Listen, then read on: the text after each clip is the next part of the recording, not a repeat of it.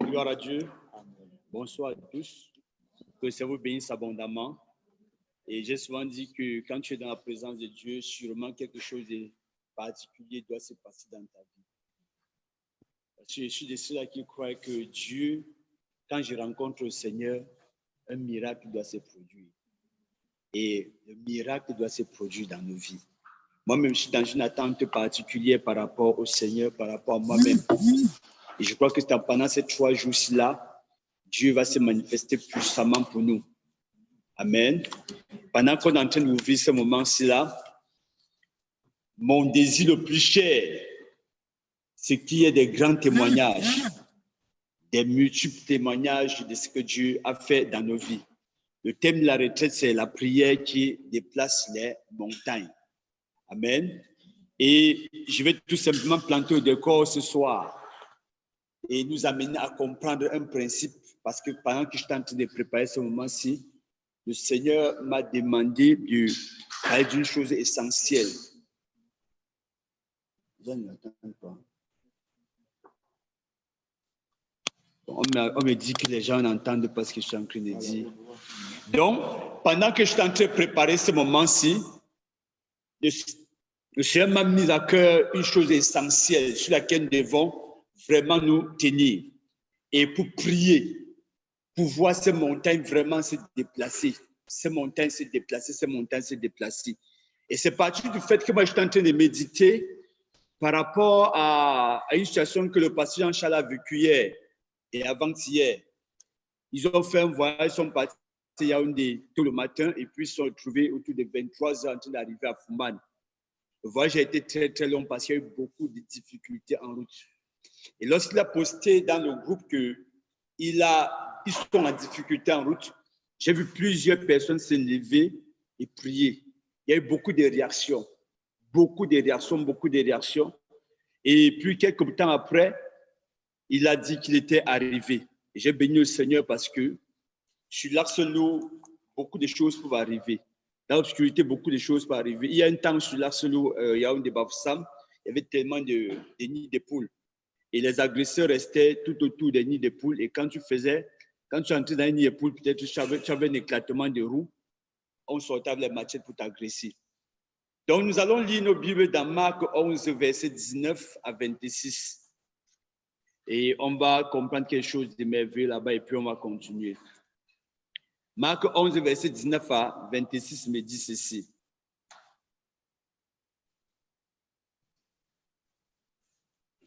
Quand le soir fut venu, Jésus sortit de la ville. Le matin, en passant, les disciples virent le figuier séché jusqu'aux racines.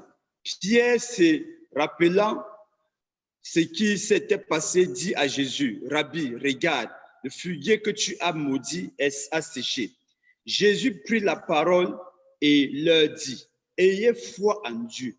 Je vous le dis en vérité, si quelqu'un dit à cette montagne, ôte-toi de là et jette-toi dans la mer, et s'il ne doute point en son cœur, mais croit que ce qu'il dit arrive, il le verra s'accomplir. C'est pourquoi je vous dis, tout ce que vous demandez en priant, croyez que vous l'avez reçu et vous le verrez s'accomplir. Et lorsque vous êtes debout en faisant votre prière, si vous avez quelque chose contre quelqu'un, pardonnez afin que votre Père qui est dans les cieux vous pardonne aussi vos offenses. Mais si vous ne pardonnez pas, votre Père qui est dans les cieux ne vous pardonnera pas non plus vos offenses. Amen. Bien-aimé, ici, le Seigneur dit, une chose s'est passée, le Seigneur est passé vers un figuier au matin et il avait faim. Il allait vers le figuier, il n'a pas vu de fruits. Il a maudit le figuier en disant qu'on ne va plus jamais manger de fruits sortant de toi. Cette parole-là semblait être une parole, peut-être une parole vide, une parole hors de sens. C'est la première fois que les disciples entendent une personne de toutes les histoires de vie. Une personne dit à un arbre qu'on ne va plus manger ton fruit. Mais le lendemain, les gars, en repassant, ils se rendent compte qu'effectivement, le figuier a séché. Et Pierre s'exclame en disant, l'arbre que tu as maudit est sec. Et le Seigneur lui dit, si vous demandez quelque chose et vous ne doutez pas dans votre cœur, ça va s'accomplir. Si vous dites à cette montagne, déplace-toi, et vous ne doutez pas dans votre cœur, ça va s'accomplir.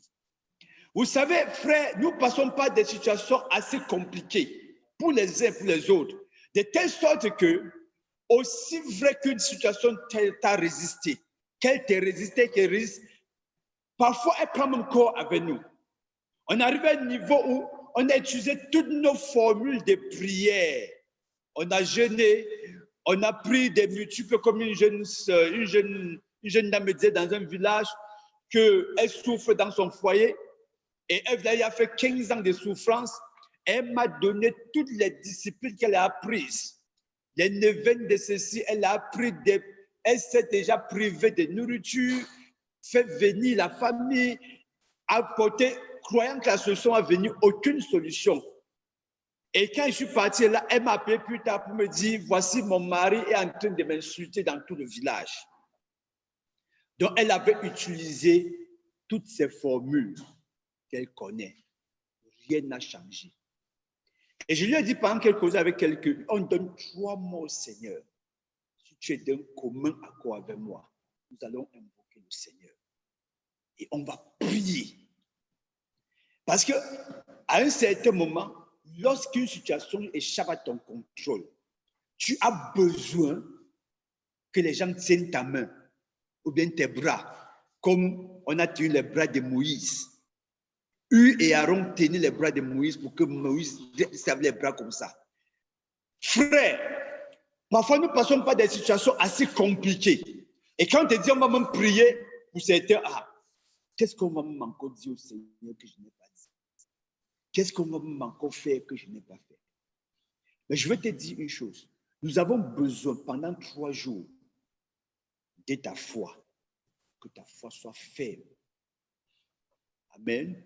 Que ta foi soit ferme et que tu crois que ce que tu as, ou bien des situations par lesquelles tu passes, pendant les 3 jours-ci-là, ces situations-là vont quitter. Ces montagnes-là vont être terrassées. 2, nous avons besoin d'un commun accord. Amen. Nous devons nous mettre en accord et crier d'une même voix. Si la montagne t'a dépassé avec ton cri et tes proclamations quand tu étais seul, maintenant nous sommes nombreux, non seulement dans la salle-ci, partout dans le monde entier, on nous suit. On se met en accord pour dire non et pour dire à ces montagnes de quitter. On a besoin de 2 choses, ta foi, croire que l'heure est venue, que ce qui m'a résisté pendant longtemps va partir. Et de 2, qu'on se mette ensemble, d'un commun accord pour renverser cette montagne. Elle va tomber. Parce que le Seigneur a dit, si 2 s'assemblent sur la terre pour me demander quelque chose, je vais accorder cette chose-là. Si 2 ou 3 sont assemblés sur la terre pour me demander quelque chose, cette chose-là, je vais la donner. Est-ce qu'on se comprend très bien? Et là où 2 ou 3 sont assis à mon nom, je suis présent. Donc pendant les 3 jours, Dieu est présent. Il ne faut pas que quand il arrive, il se rend compte que les cœurs sont encore en train de dire, est-ce que ça va? Est-ce que ça va? Est-ce que ça va donner? Est-ce que ça va donner? Est-ce que ça va donner? Je te dis que ça va donner. Alléluia. Ça va faire comment? Ça va donner. Ces montagnes-là, de faire que les ennemis d'Israël ont décidé. Ça, c'est dans Esdras. Esdras chapitre 4 et chapitre 5. Ils ont décidé de mettre en mal la construction. Et pendant des années, parce qu'ils ont fait ils ont écrit au roi. Et le roi interdit la construction du temple. Et quand le roi dit on ne peut plus construire, qui d'autre va venir? Et aussi, et comme dans le temps, lorsque le roi signait et il mettait son sceau, seul le roi pouvait encore dire par un autre décret que ce que j'ai décidé a changé. Alors, les gars étaient restés longtemps, pendant des années, sans construire le temple. Le roi qui avait interdit est mort. Darius est venu. Et quand Darius est venu, le prophète âgé, il s'est levé pour prophétiser. Dieu m'a fait des menaces que vous vous occupez de vos maisons, mais ma propre maison est à terre. Personne ne s'occupe de la voie être construite. Mais les Zorobabel étaient en train de réfléchir. Ils réfléchissaient. Comment faire avec le décret du roi pour reconstruire? C'était une énorme montagne. C'était une énorme montagne. Il fallait la terrasser. Donc, quand le Seigneur a dit, ce n'est ni pas ton intelligence, Zorobabel, ce n'est ni pas ta force, mais ce n'est pas mon esprit. Comprenez? Ce n'est pas mon esprit. Donc, ce qui se passe dans ta vie, ce n'est ni pas ton intelligence. Je veux que pendant les 3 jours-ci, ton intelligence arrête de réfléchir. Est-ce que je comprends très bien? Je veux que pendant les 3 jours-ci, ta façon de voir les choses change. Amen. Et il faut entrer dans une certaine dimension, il faut avoir une certaine compréhension de Dieu pour pouvoir voir ce qui est une menace pour toi changer. Est-ce que je comprends très bien? Pour voir ce qui est une menace pour toi changer. Il faut comprendre pendant 3 jours Dieu autrement. Il faut recommencer à croire que Dieu est capable de faire, que ce que Dieu a dit à ton sujet est vrai, que ce qu'il a dit est vrai. Aussi longtemps, même si c'est un roi, comme le roi, je crois c'était le nom un peu difficile à prononcer, à TCS, qui avait dit non, on ne va pas construire le temple. Mais quand Darius est venu, on a écrit, il a dit construisez le temple là. Même si c'est un roi qui est assis, même si on a mis les pieds, j'ai dit quelque part, bien aimé, si un Dieu passant sous cet édifice, si le Dieu se pèse, quel qu'en soit le béton qu'on a mis, la goutte d'eau qui a commencé à couler en bas, elle va remonter. Elle va se frayer un chemin. Et si on ne fait pas vite pour stopper l'écoulement de ce tuyau-là, l'édifice va tomber au bout d'un certain temps. Et nous sommes comme des tuyaux qui sont souterrains. Et même si on a mis la pierre sur toi, cette pierre-là doit quitter. Amen. Est-ce que je comprends très bien? Cette pierre-là doit quitter. Ce n'est ni pas ta force, ni pas ton intelligence. Ce n'est pas l'Esprit de Dieu. Ce n'est pas l'Esprit de Dieu. Gloire à Dieu. Gloire à Dieu. Gloire à Dieu. Et mon souhait aussi également, c'est que le Seigneur nous accorde la grâce, que régulièrement on se retrouve sur le terrain missionnaire. Si tu entends qu'on est en train de partir faire une campagne d'évangélisation quelque part, chez nous, ta foi va grandir. Amen. Si tu entends qu'on est en train de faire un voyage pour aller faire quelque chose, si tu es libre, viens avec nous. Ta foi va grandir. Tu vas comprendre certains versets bibliques bien aimés. Parce que quand tu as assis, il y a certaines choses que tu ne peux pas comprendre. Tu ne peux pas vivre, tu ne peux pas comprendre ça. Tu ne peux pas comprendre. Je vais prendre un exemple. Je suis rentré de voyage jeudi. Et ce voyage-là, on dort régulièrement en brousse. Et jeudi, il y a ça 2 semaines, lorsqu'il puisait l'eau dans le puits qu'on a creusé, quand l'eau est remontée, j'ai d'abord vu les écailles de serpents. Et je me suis dit, sûrement il y a un serpent dans le puits. Quand je lance le saut pour la 2e fois, je me rends compte que le serpent sort sa tête d'un trou et il rentre. Donc il y a un serpent dans le puits. Le serpent s'est lavé dans l'eau, le serpent a laissé ses trucs, mais c'est avec cette eau qu'il faut se laver. Et il faut oublier en ce moment-là que non, je peux prendre les boutons sur mon corps, ou bien l'eau peut me faire tête chaud. Et quand tu rentres ton corps, ta peau est toujours nette. Tu dis, ah Seigneur, ta parole, elle est vraie. Est-ce que je comprends très bien? Elle est vraie. Gloire à Dieu. C'est dans les voyages que j'ai compris une chose, que quand le Seigneur dit, vous allez boire le poison, vous n'allez pas mourir. qu'il ait compris que cette parole est vraie. Parce que régulièrement, les eaux que nous buvons en brousse, bien aimé, c'est le poison. Et si je ne vois pas très bien, c'est le poison qu'on boit en brousse. Ce ne sont pas les eaux potables. Ici. Le matelas sur lequel on a dormi, c'est un genre de matelas que si tu le poses par terre, le serpent même peut bien nicher à l'intérieur. Hein. C'est un matelas que... Mais quand on a posé au matin, non, il y a un moment, pardon. Moi, en tant que leader, je ne pouvais pas fuir au matelas, il fallait que je me couche pour montrer que non, voici. Quand je lis la Bible, je dis que Dieu est vrai, il est vraiment vrai. Mais tu cours le risque qu'en te couchant là la nuit, tu peux sentir comment quelque chose marche sur toi. Alléluia, gloire à Dieu. Mais Dieu, le Dieu qui nous protège en forêt, il est le même Dieu ici. Il est le même Dieu dans ta vie.